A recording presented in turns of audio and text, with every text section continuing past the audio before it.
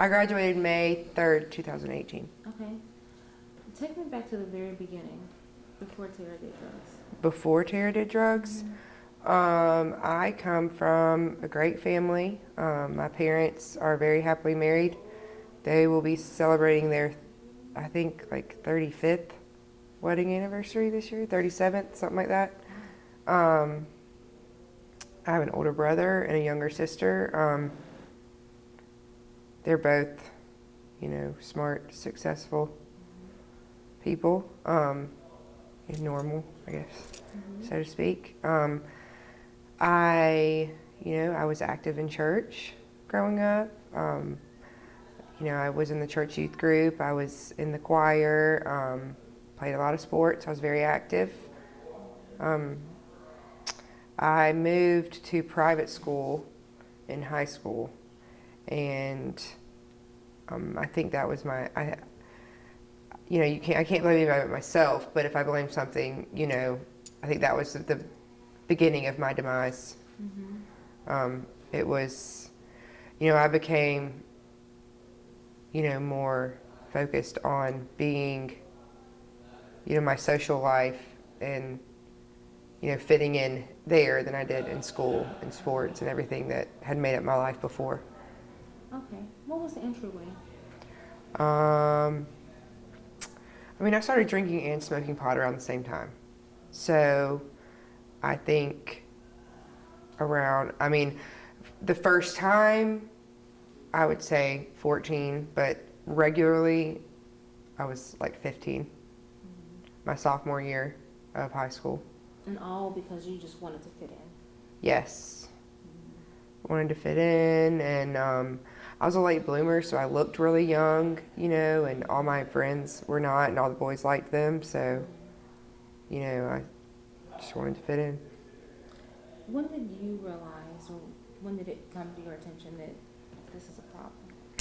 Well, when I was in my freshman year of college, I called my parents drunk and was like, I have a problem. And woke up to the next day to my parents moving me out of my dorm room, and I had no recollection. But they say the truth comes out when you're drunk. So I guess that was the first time I went to, it was called like a troubled teens camp, but I went to where other people around my age had struggled with addiction and, mental health issues, those kind of things. And I took it too far. I knew I took it too far. I took it further than, I couldn't go out and party and not want to wake up and do it again. And when everyone else, would wake up and go to class, I just wanted to keep it going. Or I slept all day, So it got stronger at some point because you successfully completed high school and went to college. I did. At some point you were able to truly function with this thing. Yes, somewhat. I thought I was functioning. I was not. I was physically there. I was not mentally in college. It was like I was free. Nobody was watching me, When I was in high school, when I was at home, I was a very rebellious teenager. I was awful to my parents, and I was very disrespectful, but I still lived under their roof. When I went to college, and they were still paying for everything, but they couldn't see what I was doing, and I didn't know I didn't get into a sorority like everybody else did too, so that was a really big deal. I went to Auburn University, and so that was a really big deal, and that was another thing of, I was not accepted, I didn't fit in, and so I just partied a lot. And what was a typical time like for you when you did meet drugs? What was a typical time like for you when that took place? What do you mean by that? When you used, or when you were in college, describe a typical experience or a typical night. Oh, a typical night? I was probably, when I was in college, opiates was my major downfall. I had not found those yet. So I was doing, all the party drugs, cocaine, and, taking pills every now and then, smoking a lot of pot, drinking too much. you know, it wasn't one set thing. But if it was there, whatever somebody else was doing, I was going to do it. And, you know, me and friends, we would drive like 45 minutes to go get cocaine just to go out one night. And, you know, I would drink like a whole bottle of wine. I had like a cup I got for graduation, my high school graduation, that fit a whole bottle of wine in it. And I would make sure that was done before while I was getting ready. That was my pregame. Would you, because we just talked to Pastor and he just said that pretty much everybody who does drugs has a wound. Would you say that yours was acceptance? A big one, yes. I was not like my brother and my sister were very academically smart, and my parents, they parented me the only way that, I mean, the best way they knew how, because academics was not my strong suit like it was my brother and my sister. So whereas my brother and my sister would get asked, you know, you didn't try your best if they got like an 89, and I was getting praised for passing, you know. And I think that made me feel some type of way, you know. I was also, my dad gave me a talk before I went to college, before I went to Auburn. He was like, you know, you don't have to go. And that made me feel some type of way too. I'm like, why is he saying that? Like, does he not think I can do it? And I took it the wrong way. And I think, you know, being accepted and, you know, especially I went to a private school. It was very small. People had a lot of money. I did not know my dad had money until then. I mean, I was given everything I ever wanted. My parents' love language, I think my mother's mostly, was giving. So she, you know, she gave us a lot. She didn't say no. You know, we were at the store, we want this. She still doesn't say no, and I'm 30. So, you know, I think I wanted to be told certain things instead of given things. But I didn't know how to communicate that. And I'm still learning, you know, how to communicate the right way. But I don't think I wanted my parents to just tell me things, you know, tell me they're proud of me. And they did. They told me they loved me. They hugged me. They kissed me. It wasn't really that. It was just, I wanted them to tell me, you know, you're smart and you're this, and not joke about, well, you know, Tara's our artsy child, or, you know, things like that. I took that, you know, I took it out of proportion. Like they put you in a box and play it down to. Yes, that's a good way to put it. Okay. Mm-hmm.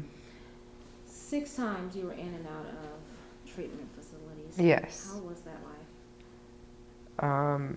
Miserable. I didn't, some of those were outpatient. I didn't want to be Tara. I think, I didn't like who I was, and I didn't want to be her.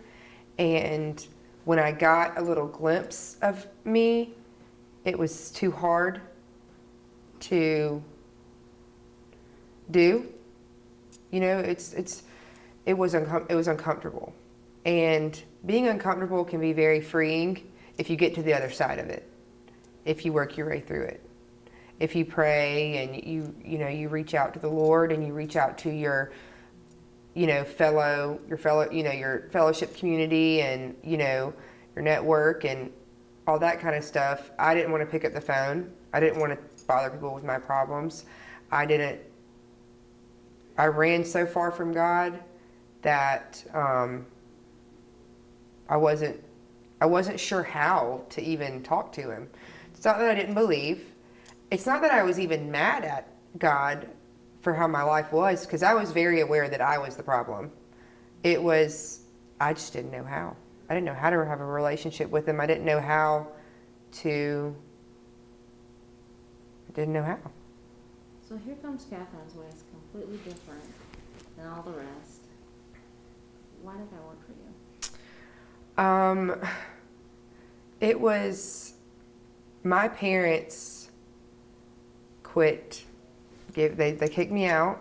I didn't have a car. They didn't give me anything. And I told my parents on a Friday when they kicked me out, I was like, I'm going to go somewhere. And I did not call Cliff until Thursday. And I was in Catherine's Way on a Friday. So now that was definitely a God thing, because Tara was not, she was just lying. I was just lying. I was telling my parents I was going somewhere. I wasn't planning on it. But it was that 1 week where, you know, I have a 3-year-old son, and I had already been away from him. In 2017, I went to a treatment center in Atlanta for 6 months, and I was only out for 5 months before I went back to Catherine's Way. So I had only been home with my son for 5 months, besides seeing him, you know, on the weekends and all that. And so it was just, I was so ashamed. I was so ashamed, and I was so broken, and I was just exhausted.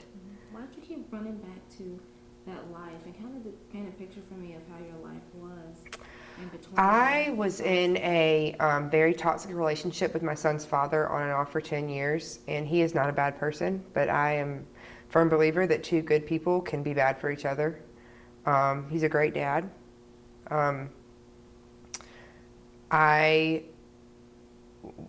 We had communicating problems, and I think I didn't feel accepted by him either, and I kept going back to that life. It was like I was trying to get clean, and I kept going to treatment, and I would come back, and I would get back with him, and it was just the same thing over and over and over again. It was the same cycle. I was doing it's insanity. I was doing the exact same things. I was going around the exact same people. I was not changing anything, and you know, the saying goes, nothing changes if nothing changes. And so I changed everything. I was determined I was not going to lose my child. I was not. 2 weeks after I got to Catherine's Way, I got papers in the mail that there was a temporary order in place and I had no rights to my son. And, you know, Cliff had told me use that stubbornness in a good way. And I don't think I'm not always good. I'm not perfect. And I still fall short every single day, but I don't give up. And I was tired of giving up. I'd continue to give up on myself, and I knew there was, you know, the Lord kept telling me there was something. While I was at Catherine's Way, I learned how to have a relationship with the Lord, and I talked to him like I'm talking to you right now. And I was like, I know there's something better for me out there. I know I'm capable of this, but, you know, nothing that's worth it in life is easy. And the past year of my life has been the hardest year of my life ever. I have experienced so many, you know, I've experienced death. My grandmother died. My best friend growing up mother died.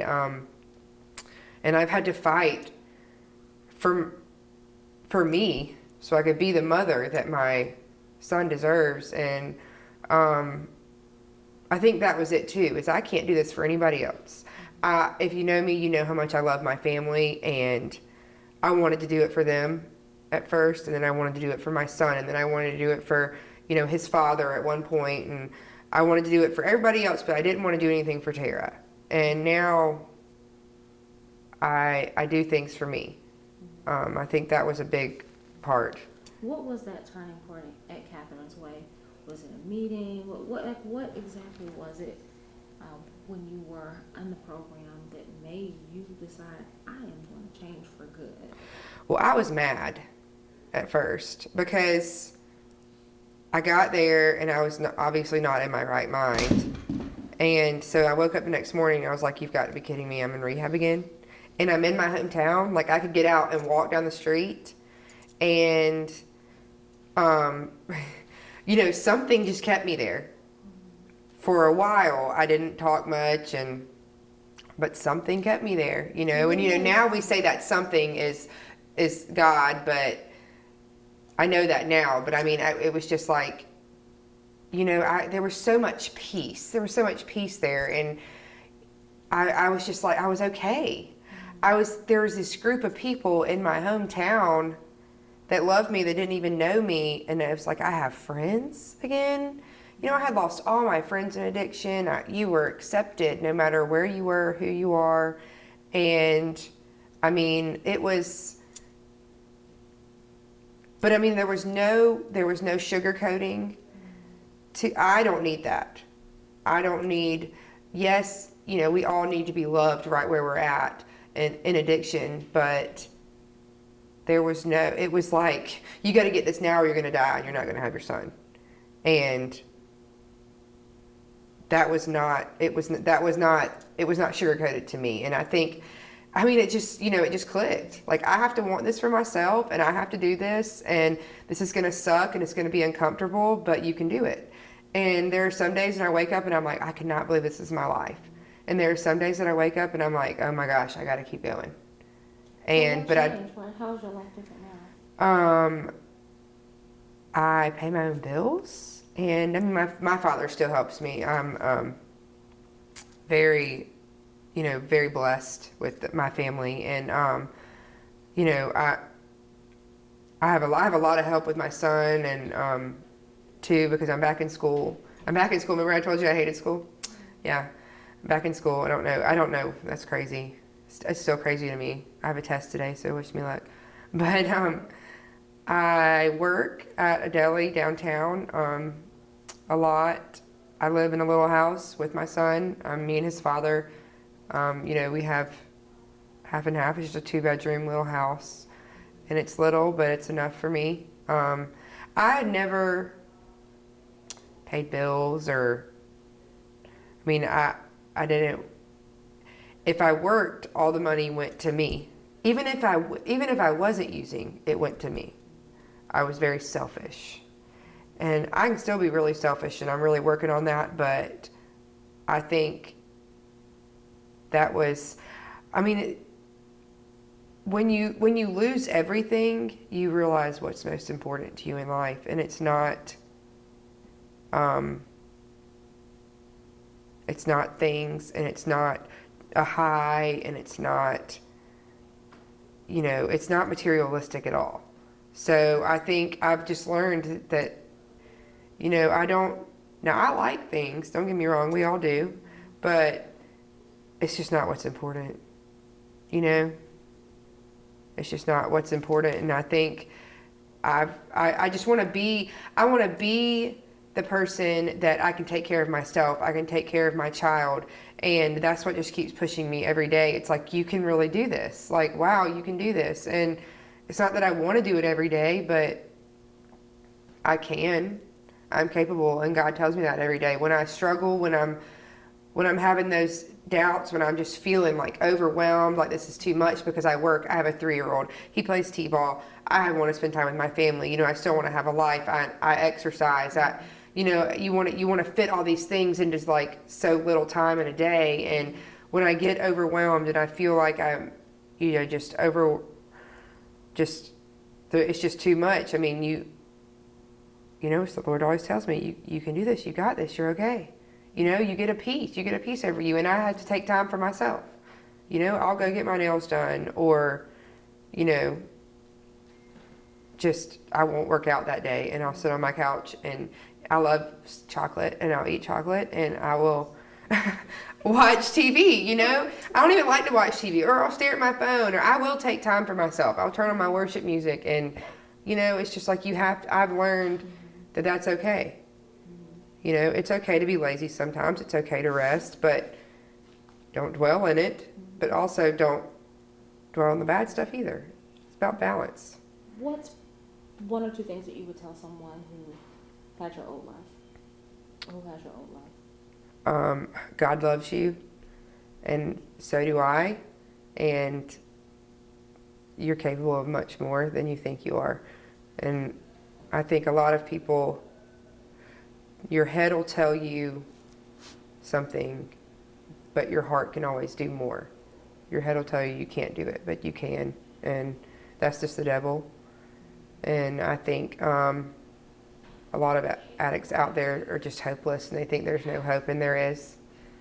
I was that hopeless person, and there is hope. And there are people that love you. And, anybody can do it. If I can, anybody can. I think that's it. Is there anything else you want to know? Thank you. Oh, you're very welcome.